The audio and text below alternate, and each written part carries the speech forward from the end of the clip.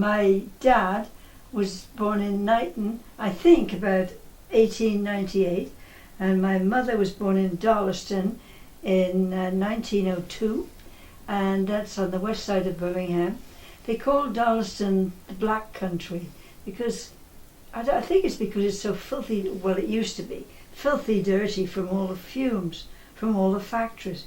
And the funny thing, a lot of these factories, it was a scream. You walked into the factory from the pavement. You opened the door and you were in the factory. It seems so astonishing these days. My dad was an only child, and my mother had a brother and a sister, Lenny and Sydney. They actually were emigrated to New York when they were quite small. One of them was a baby in arms. I think that must have been Lenny. Anyway, Grandad went ahead on this boat, and then my grandma Polly followed with the children. Well, when she got to the docks, something had delayed her husband, and she didn't know what to do. But she had an address, which was a house near the docks, apparently. So off she set up the street, and she didn't quite know what the house number was. She knocked on a door, and a woman came to the door, and she said, "Polly Ingram, what are you doing here?" It was actually somebody she knew from Darlaston, immigrated. It's almost hard to believe. And they lived on a hill, and the living room was on the bottom of the hill. The bedroom was further up. So Polly used to put them all to bed, but they'd all escape out the bedroom window because it was at the ground level and play, be naughty. He was a cousin. His name was Eddie Coakes, Coakes.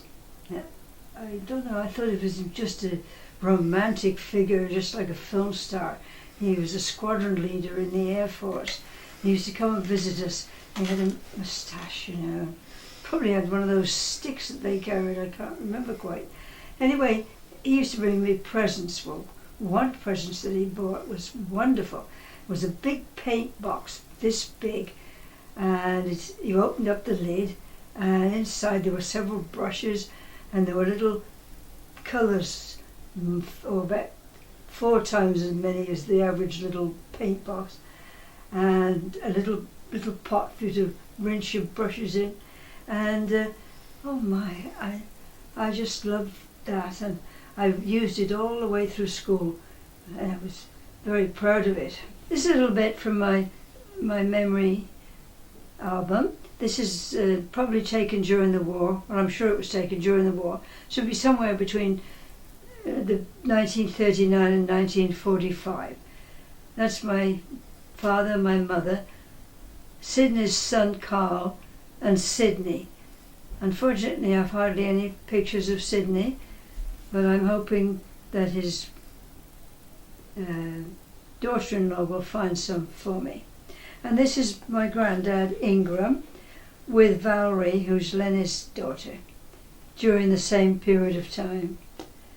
See, he's wearing the watch fob. He's got a watch fob on there. I have it now. It's made into a bracelet.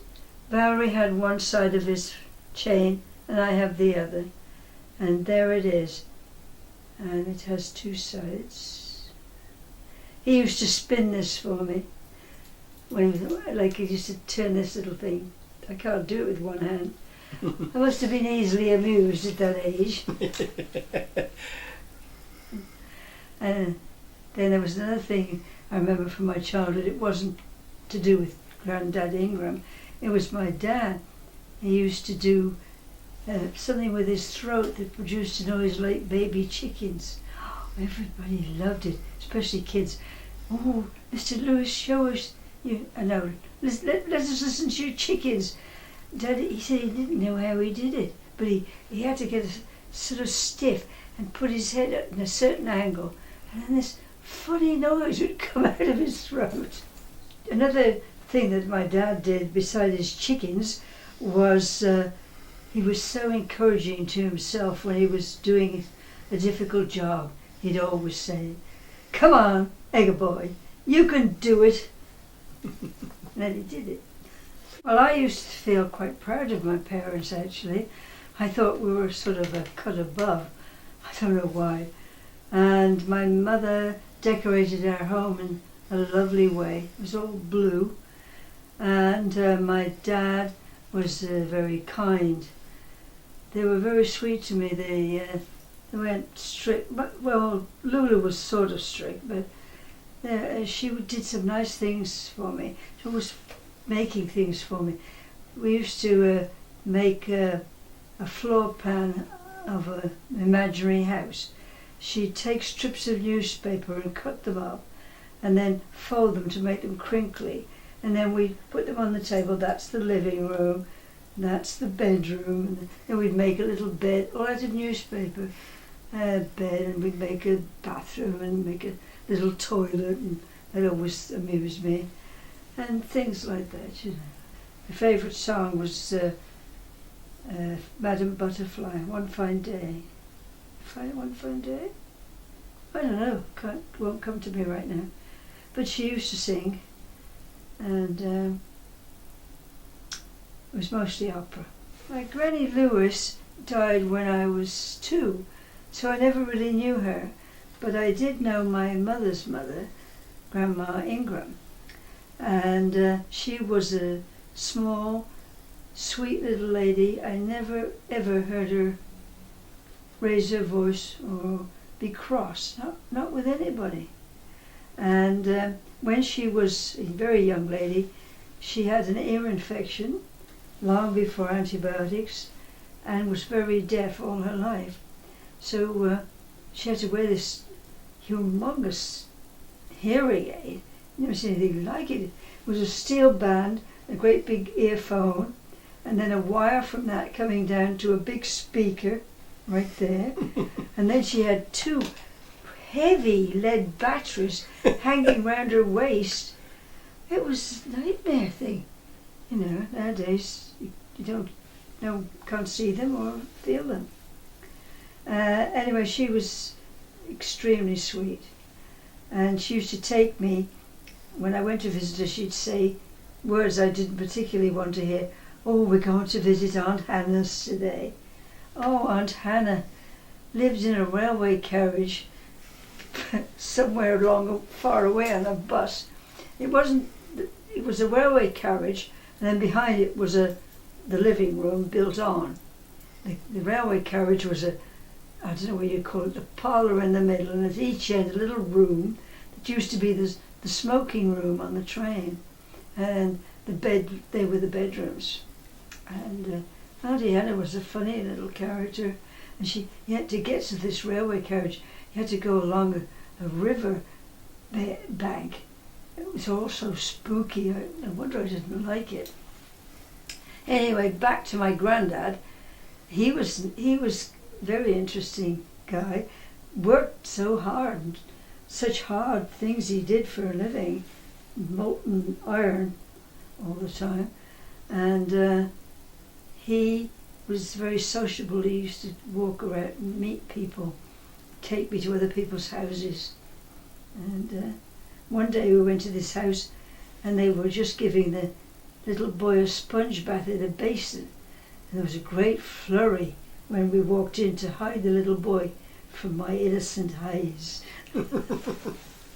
Grandma Polly had a pussycat, a black one, and I don't know why, but when I was visiting, I would no sooner arrive when the cat would vanish until I left. I wonder what it could have been. So I'm taking the story from Wales and England. My dad was born in Wales. My mother was born in Birmingham, or Darlaston, Birmingham. And then I grew up in Wales a little bit, and then in England. Then I met my husband Steve and left England. We came by boat. It was the most horrible journey I've ever made in my life. It was first of all, the ship had not been converted back from warship use, and so there were no cabins, there were dormitories. All the women slept on one deck and all the husbands slept on below.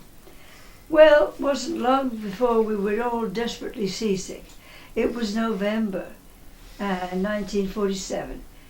The weather was so bad that everybody was seasick, even the stewards were seasick, except for Steve. He wasn't seasick, and his son later proved he could travel like that too.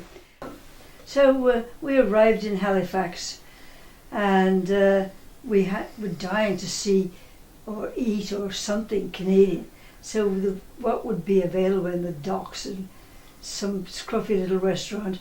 I had a piece of lemon pie, which was a major disappointment. Don't forget, we hadn't had lemons or lemon pies in England for 5 years.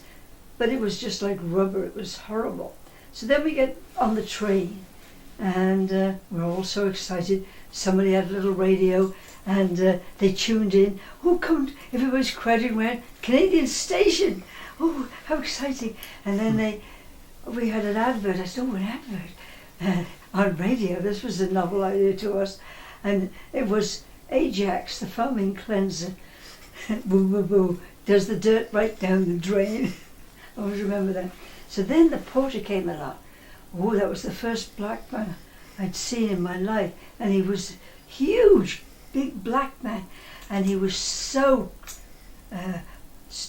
yielding his power all around. And 10 o'clock, right, it's bedtime. Everybody get their bunks down. The bunks came down, you know. So Steve slept on the top bunk, I slept on the bottom. Curtains, you know. And then we got to somewhere en route from Halifax to Toronto, and we stopped at this station. There were all these men, tons of men, all dressed in those, you know, those awful red and black plaid jackets things, caps, those ugly caps with the deep. I said to Steve, for a joke of course, I said, oh, don't tell me we have to dress like that in Canada. And I was dressed very elegantly. I had this marvellous cinched coat to my ankles because I was wearing what they called the new look that Dior brought out after the war. Because during the war we all wore short skirts to save fabric. So after the war, well, we could start to wear clothes that looked good, you know. And then we stopped at Toronto. Nearly all our pals that we'd made, that was their destination. But we were going on to that backwater town known as Windsor. Well, on the station our relatives were there to greet us, Mary and June Pierce. And that was exciting. We went to their home and it was lovely. And then they showed us a red light that was flashing across the river, which was Detroit, then a glamorous city.